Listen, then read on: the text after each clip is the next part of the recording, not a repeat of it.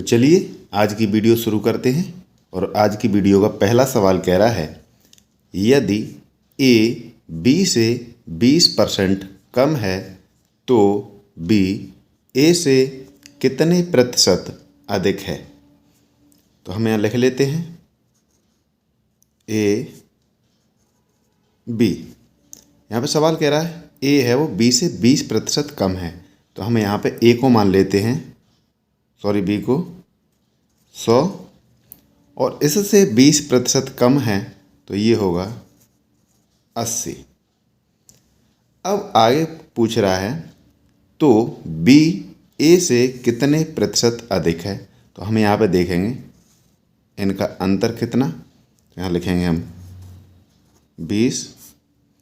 किससे पूछ रहा है, ए से, तो ए कितना है यहाँ पे 80। परसेंट के लिए हम 100 से गुणा करेंगे और हमें सवाल का आंसर मिल जाएगा। 20 एकन 20, 20 चौक 80, 4 से काट देंगे 100 को, तो 4 दूनी 8, यहाँ पे हो जाएगा बचा 2, यहाँ हो जाएगा 20, 4 पंजे 20। तो इस सवाल का राइट आंसर आ गया हमारा 25%। जिस ऑप्शन में दिया है वही राइट हो जाएगा, तो option number C right. Next सवाल कह रहा है, यदि ए का 20% बराबर बी का 30% हो तो बी ए से कितने प्रतिशत कम है।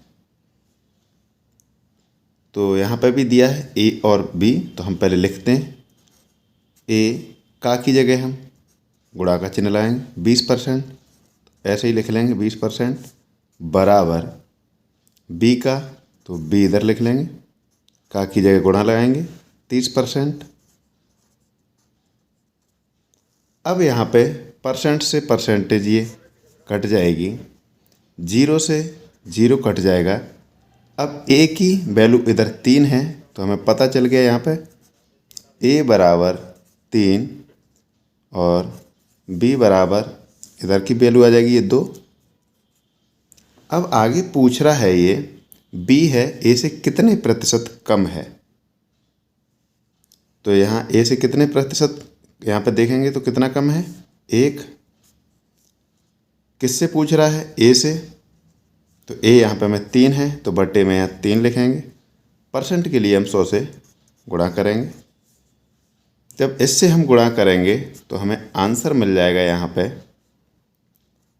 33.33%, और यही सवाल का राइट आंसर हो जाएगा। तो ऑप्शन नंबर 3 राइट आंसर।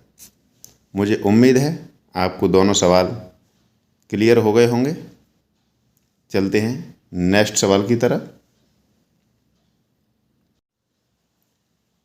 सवाल कह रहा है 36 मिनट एक दिन का कितना प्रतिशत होगा। तो हम यहाँ लिखेंगे 36 मिनट बटे, यहाँ कह रहा है एक दिन होता है 24 घंटे का, तो यहाँ लिख लेंगे 24। अब यहाँ ये घंटे हो गए, ऊपर मिनट हैं, तो यहाँ हम नीचे बराबर करने के लिए 60 से गुणा कर देंगे, क्योंकि 1 घंटा बराबर होता है 60 मिनट, तो ये मिनट और ये भी मिनट हो जाएंगे। प्रतिशत के लिए हम 100 से गुणा कर देंगे और हमें इस सवाल का आंसर मिल जाएगा इसे हल करने के बाद। तो हल कर लेते हैं।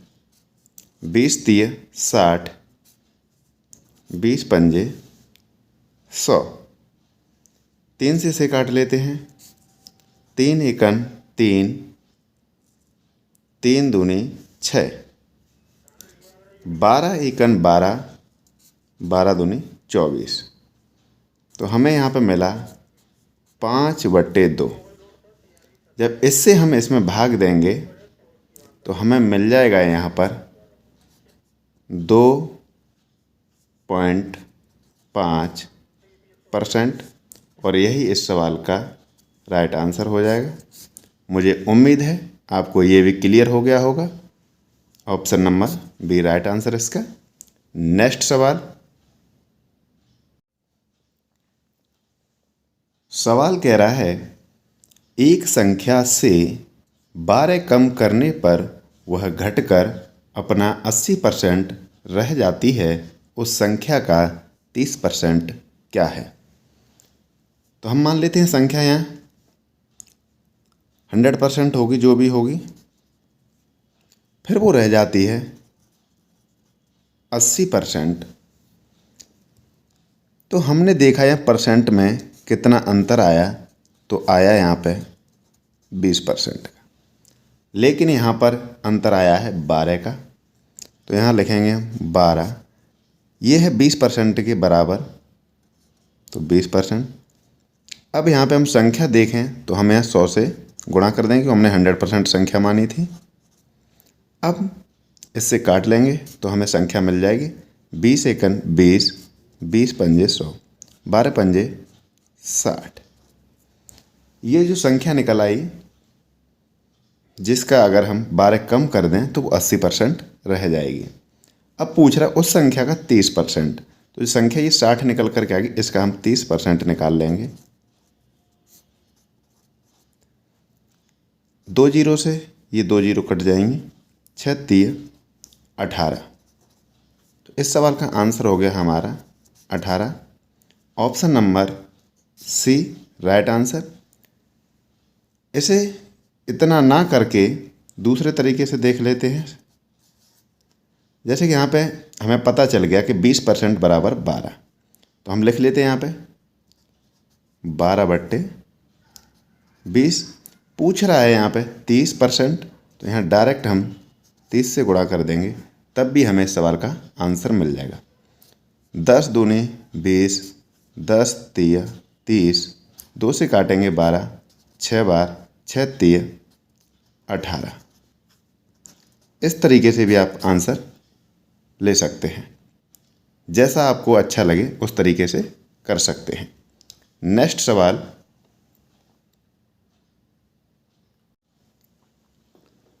सवाल कह रहा है यदि ए बी से 6 गुना ज़्यादा है तो बी ए से कितने प्रतिशत कम है।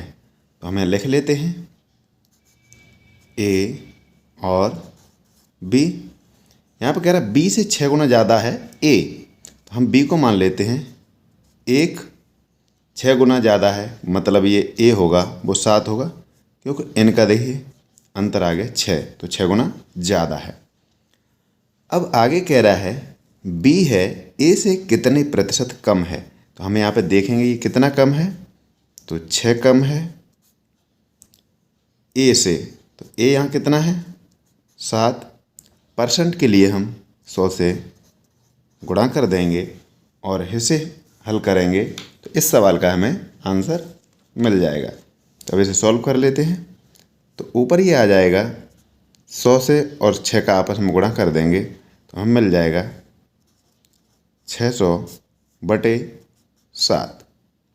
अब 7 से इसमें भाग देते हैं, तो ये हो जाएगा 7 अट्ठे 56, यहाँ बचेगा 4 और यहाँ पे हो जाएगा 40, 7 पंजे 35। अब बचेगा हमारे पास 5, 5 में भाग नहीं जाएगा तो पॉइंट लगा लेंगे। अब ये हो जाएगा 50, क्योंकि पॉइंट लगने के बाद 0। 7 सत्ते 49, अब वहाँ पे 1 बचा क्योंकि 50 था पहले। अब 7 एकन 7, तो हमारा जो आंसर आएगा 85.71, जिस ऑप्शन में दिया है वही हमारा राइट आंसर हो जाएगा। तो option number D right answer. मुझे उम्मीद है आपको ये भी क्लियर हो गया होगा। यदि वीडियो अच्छा लग रहा है तो वीडियो को लाइक शेयर करें और चैनल को सब्सक्राइब करें। धन्यवाद। नेक्स्ट सवाल। सवाल कह रहा है एक कंपनी के पास 80 इंजीनियर हैं। यदि वहाँ इंजीनियरों की संख्या कुल कामगारों की संख्या की 40% हो तो उस कंपनी में कुल कामगारों की संख्या क्या होगी। मान लेते हैं हम कि यहाँ पे जो कुल कामगार थे, तो हम यहाँ पे मान लेते हैं x, इसका 40%, 40% नीचे 100 आ जाएगा, वो हैं 40% 80 इंजीनियर। सॉरी, एक जीरो ज़्यादा लग गया है। अब हम इसको सॉल्व करेंगे तो हमने x को क्या माना है, कुल कामगार, तो हम इसे सॉल्व कर लेते हैं। एक जीरो से एक जीरो कट जाएगा, 4 से इसे काट लेते हैं, 4 दूनी 8, ये हो गया 20। अब यहाँ पे x बराबर, यहाँ पे 20 ये प्रेजेंट है पहले से ही, 10 ये इधर पहुँच जाएगा। तो हमें यहाँ पता चल गया कि कुल कामगार, इन दोनों का आपस में गुणा कर देंगे, 20 ढाई 200, और यही इस सवाल का राइट आंसर हो जाएगा ऑप्शन नंबर 3 राइट आंसर। मुझे उम्मीद है आपको वीडियो के सारे सवाल समझ में आए होंगे।